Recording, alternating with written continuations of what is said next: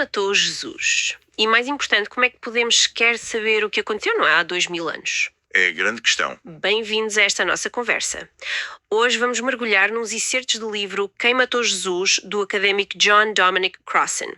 E a nossa missão aqui é explorar uma ideia dele que é, no mínimo, explosiva. Sem dúvida. Ele defende que as narrativas da paixão de Jesus não são apenas história relembrada, mas sim profecias historicizadas. E essa é uma ideia que vira tudo de cabeça para baixo. Porque o que ele sugere é que os evangelistas não estavam a agir como jornalistas a tomar notas de eventos. Não eram repórteres no local. Exatamente. Agiam mais como teólogos criativos a construir uma narrativa a partir das suas próprias escrituras sagradas. Parece um conceito complicado, mas a ideia é surpreendentemente simples, não é? Quer dizer, em vez de um evento acontecer e alguém mais tarde dizer: olhem, isto cumpriu uma profecia. Que é o que normalmente pensamos. Exato. A teoria de Crossan é que os autores dos Evangelhos olharam primeiro para as profecias e, bem, usaram-nas como uma espécie de guião para escrever a história. É isso mesmo, a profecia como roteiro. E é por isso que esta análise nos convida a sermos uma espécie de detetives textuais, a olhar para os Evangelhos não como reportagens literais, mas como complexas construções teológicas, criadas por comunidades que tentavam desesperadamente dar sentido a um evento traumático. A execução pública e humilhante do seu líder. Precisamente. Ok, então vamos começar por aí. Se grande parte da história é uma construção, por onde é que começamos? O que é que o autor considera ser a base factual, aquilo que podemos mesmo saber? Bem, Crossan argumenta que, no meio de toda esta construção, há um pequeno núcleo de factos históricos que é praticamente inegável. São 3 pontos, confirmados não só pelos textos cristãos, mas por fontes externas. Fontes não cristãs, como Joséfo e Tácito. Exatamente. O historiador judeu Flávio Josefo e o romano Cornélio Tácito. E quais são esses 3 pontos? Existiu um movimento popular centrado na figura de Jesus. Isso é certo. Ok. Houve uma execução por crucificação, por causa desse movimento, ordenada pelo governador romano Pôncio Pilatos. Certo, o que era uma pena política? Era a pena para inimigos do Estado. E terceiro, e isto talvez seja o mais surpreendente para as autoridades da época, apesar da execução, o movimento continuou e cresceu. Para Crossan, isto é a rocha histórica. Tudo o resto é interpretação. Espera, então quer dizer que os detalhes da prisão, o julgamento perante o Sinédrio, Pilatos a lavar as mãos, É precisamente essa a provocação de Crossan. tudo isso pode não ter acontecido exatamente como lemos. A partir deste núcleo histórico, tudo o resto seria uma elaboração teológica. Os primeiros seguidores não tinham, na sua maioria, testemunhas oculares para estes eventos. Quer dizer, como é que eles podiam saber o que foi dito à porta fechada no Palácio de Pilatos? Não podiam. Não podiam. Então, para compreender, fizeram o que qualquer pessoa religiosa daquela época faria. Voltaram-se para as suas escrituras, para o Antigo Testamento, à procura de respostas. Procuravam pistas que explicassem como é que o Messias, o escolhido de Deus, pôde ter um fim tão terrível. Exatamente. E ao encontrarem essas pistas em textos proféticos, usaram-nas para preencher as lacunas da história. A profecia tornou-se literalmente o roteiro para a narrativa da paixão. Olha, e o livro dá um exemplo muito claro disso, certo? A parte sobre a escuridão na crucificação. É um exemplo perfeito. Os evangelhos de Marcos, Mateus e Lucas dizem que houve trevas sobre toda a terra do meio-dia às 3 da tarde. Parece um detalhe muito específico, quase jornalístico. Sim, parece um facto.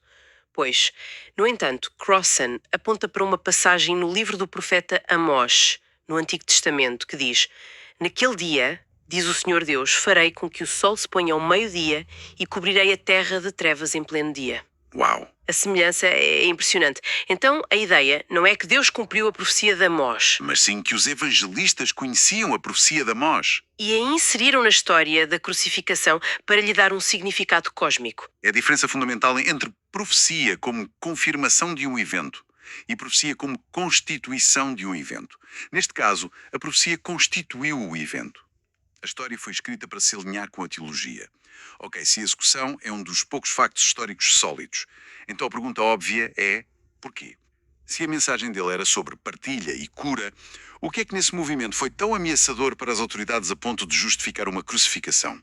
Para responder a isso, temos de olhar para o contexto. A Galileia do século I, sob o governo de Herodes Antipas, era um barril de pólvora. O sistema económico imposto por Roma estava a destruir o modo de vida dos camponeses judeus. A terra, que era vista como uma herança sagrada, estava a ser comercializada. Transformada numa mercadoria, o que levava a dívidas, perda de terras, desespero. Exatamente. E para piorar, Antipas construiu duas grandes cidades, Séforis e Tiberíades, que aumentavam a pressão fiscal sobre a população rural. É neste clima que surgem duas respostas proféticas muito diferentes, a de João Batista e a de Jesus. Ambos populares, mas com mensagens muito distintas. Muito distintas. Crossan descreve a abordagem de João como escatologia apocalíptica. Basicamente, João pregava que o mundo estava perdido e que Deus ia intervir de forma violenta, cataclísmica, para julgar a todos. A solução era externa. Vinha de cima, Sim, a tarefa humana era apenas arrepender-se e preparar-se para o impacto. mas a abordagem de Jesus era diferente. O reino de Deus não era um evento futuro a ser esperado, mas uma realidade presente a ser vivida. Construía-se através de ações concretas e radicais. Como a partilha de refeições, que quebrava hierarquias e as curas gratuitas. Exato. Ele estava criando um igualitarismo radical, no aqui e agora. Então um dizia, preparem-se, a intervenção de Deus está a chegar, e o outro dizia, a intervenção de Deus já chegou, através de nós. É essa a ideia. É essa a diferença fundamental. Na escatologia apocalíptica, esperamos que Deus haja. Na escatologia sapiencial, Deus espera que nós hajamos. E esta abordagem era, de certa forma, muito mais subversiva. O que nos leva de volta à pergunta: qual foi o crime? Qual foi o ato que fez as autoridades dizerem: chega, este homem tem de ser eliminado? Segundo a análise de Crossan, o ponto de viragem, o ato que selou o seu destino, foi a sua ação simbólica contra o Templo de Jerusalém. E é aqui que a coisa fica mesmo interessante, porque a imagem que temos é da purificação do templo, de Jesus a virar as mesas, zangado com a corrupção. Mas o autor diz que foi muito mais do que isso, não foi? Foi muito mais. A perspectiva de Crossan é que não foi uma purificação, mas sim uma destruição simbólica. O templo não era só o centro religioso, era o centro do poder económico e político, Funcionava como banco central. precisamente. O Banco Central que colaborava com o poder romano. Ao virar as mesas e parar as operações, Jesus não estava só a protestar, ele estava a encenar a destruição de todo o sistema colaboracionista judaico-romano. Foi um ato de desobediência civil altamente simbólico no coração do poder. E durante a Páscoa, à altura de maior tensão em Jerusalém. Exatamente. Foi um desafio direto e público que as autoridades, tanto judaicas como romanas, simplesmente não podiam ignorar. Era uma ameaça à ordem e a resposta do Império a ameaças era sempre a mesma: a execução. Um ato tão provocador leva-nos diretamente ao julgamento. E aqui o livro foca-se numa das cenas mais famosas e mais perigosas da Bíblia, que está no Evangelho de Mateus. A cena em que Pilatos lava as mãos. Exato. E a multidão grita: que o seu sangue caia sobre nós e sobre os nossos filhos. Uma frase que, como Crossan cita do outro académico, foi responsável por oceanos de sangue humano ao longo da história. E a análise de Crossan aqui é demolidora. Ele argumenta que esta cena é quase certamente uma ficção teológica. Não um facto histórico. Porquê? O que está errado com a cena? Bem, quase tudo. O Pilatos que conhecemos de outras fontes, como Josefo, era um governante notoriamente cruel e impaciente. A ideia de que ele, um autócrata romano, se deixaria influenciar por uma multidão ou que se preocuparia em declarar a sua inocência é historicamente implausível.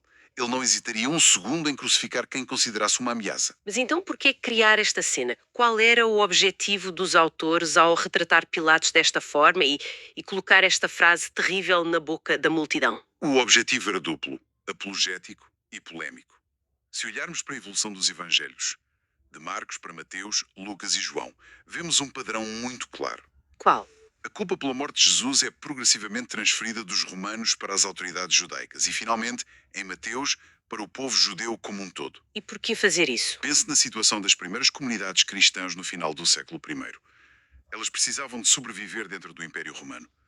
Antagonizar os romanos era suicídio político. Claro. Ao exonerar Pilatos e culpar os judeus, os cristãos conseguiam duas coisas. Apresentavam a sua religião como não sendo uma ameaça para Roma e, ao mesmo tempo, demarcavam-se do judaísmo tradicional, com quem competiam. Era uma manobra de sobrevivência e de identidade, uma explicação politicamente muito astuta. E o livro contrasta essa frase de Mateus com outra muito diferente, que só aparece em Lucas. Pai, perdoai-os, pois não sabem o que fazem. Exato. Sim, e aqui Crossan aponta para um detalhe fascinante da crítica textual. Esse versículo de Lucas, a frase de perdão, está curiosamente ausente de muitos dos manuscritos mais antigos e importantes do Novo Testamento. Ah, sério? A suspeita teológica é que alguns copistas cristãos posteriores, numa época de crescente hostilidade, acharam que esta frase era favorável demais aos judeus e simplesmente a removeram. Isso é chocante, a ideia de que alguém possa ter apagado uma das frases mais conhecidas de Jesus. Isto levanta uma questão importante. Ninguém, nenhum copista, jamais tentou remover a frase terrível sobre o sangue de Mateus. Pelo contrário, a escolha do que se preserva e do que se omite revela as tensões e as agendas das comunidades que transmitiram esses textos. Não são artefatos estáticos. Foram moldados.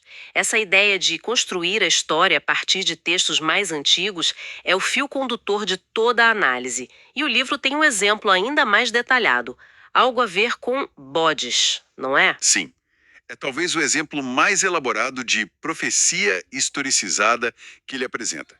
Diz respeito à cena da zombaria e dos maus tratos a Jesus. Crossan argumenta que esta cena não é a memória de um evento, mas a dramatização de um antigo ritual judaico. Que ritual é esse? E o ritual do dia da expiação, o Yom Kippur, descrito no livro de Levítico. A parte central envolvia 2 bodes idênticos. Um era sacrificado a Deus, o outro, o famoso bode expiatório, tornava-se o veículo para a remoção dos pecados do povo. Como assim? O sumo sacerdote confessava os pecados de Israel sobre a cabeça do bode, e depois o animal era humilhado pela multidão, cuspido, aguilhoado e levado para morrer no deserto, carregando simbolicamente os pecados para longe. Ok, entendo o ritual, mas qual é a ligação com a história da paixão? A ligação é que os primeiros pensadores cristãos olharam para este ritual e viram nele uma metáfora perfeita para Jesus.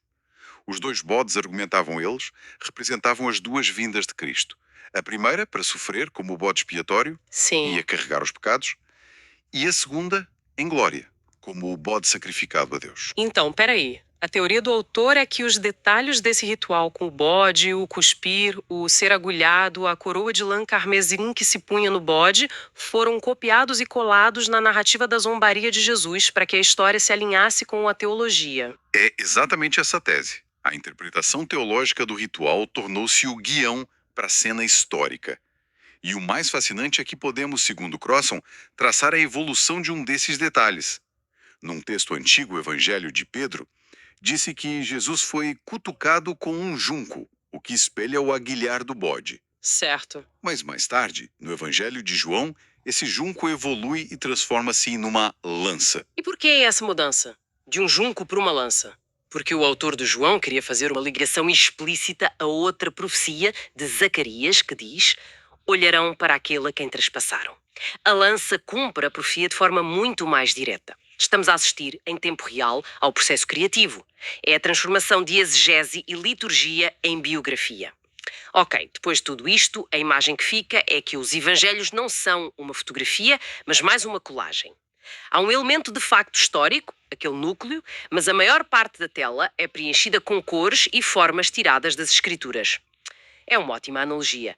O objetivo deles não era o rigor histórico como o entendemos hoje. O objetivo era teológico, dar sentido a uma tragédia e forjar a identidade de uma nova comunidade. Crossan não está a dizer que nada aconteceu, mas que os detalhes da história vêm, muitas vezes, de outro lugar que não a memória. E quais são as implicações disto? Para alguém que lê estes textos como sagrados, esta análise pode parecer Destrutiva. Pode parecer, mas a intenção não é necessariamente minar a fé. É antes enriquecer a compreensão, mostrando quão profundamente humanos são estes textos. Mostra a criatividade, a paixão, mas também a polémica e, por vezes, a política perigosa por trás da sua criação. Obriga-nos a ser leitores mais conscientes. Sem dúvida. Especialmente quando vemos como certas passagens, como a do julgamento em Mateus, foram usadas para justificar séculos de violência. A forma como contamos uma história tem consequências. Para terminar, o autor deixa um pensamento final, quase um desafio. Ele sugere que a própria fé cristã se baseia nesta tensão entre o facto e a interpretação, o Jesus histórico e o Cristo da fé. Sim, ele argumenta que esta reconstrução do significado de Jesus não aconteceu apenas uma vez, há 2000 anos. É uma tarefa contínua. Ele vê os evangelhos não como um produto final, mas como um modelo para este processo. Então, cada geração tem de refazer essa reconstrução. É essa a ideia. Lutar com o que é facto e o que é interpretação. Então, a pergunta que fica a pairar no ar é esta: o que acontece quando vemos estes textos não como uma resposta final e imutável, mas como um convite para a nossa própria e contínua reconstrução do seu significado? É uma ideia que nos deixa, sem dúvida, a pensar.